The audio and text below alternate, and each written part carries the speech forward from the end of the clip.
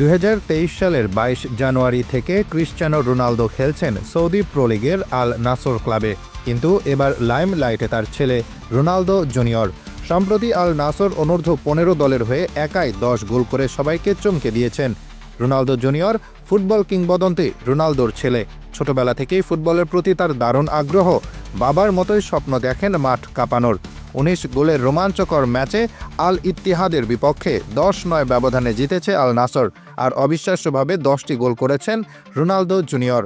আল হিলালের বিপক্ষে 7-0 ব্যবধানে জয়, সবগুলো গোল রোনালদো জুনিয়রের। আল ইত্তিহাদের বিপক্ষে 10 গোল করে নতুন ইতিহাস, 2 ম্যাচে 17 গোল। সৌদি আরবের আল নাসর অনূর্ধ্ব 15 দলের হয়ে এই পারফরম্যান্স করেছেন রোনালদো জুনিয়র। বাবার পথ ধরে তিনিও ফুটবল জগতে আলো ছড়াচ্ছেন। ফুটবলে একাই 10 গোল করা সহজ কাজ নয়। শুধু তাই নয়, 2 ম্যাচে 17 গোল করে দেখালেন তিনি বাবার উত্তরসূরি হতে প্রস্তুত। কঠোর অনুশীলন, ফুটবলের প্রতি ভালোবাসা এবং বাবার দিক নির্দেশনা, এই 3টি জিনিসই তাকে এত এগিয়ে দিচ্ছে।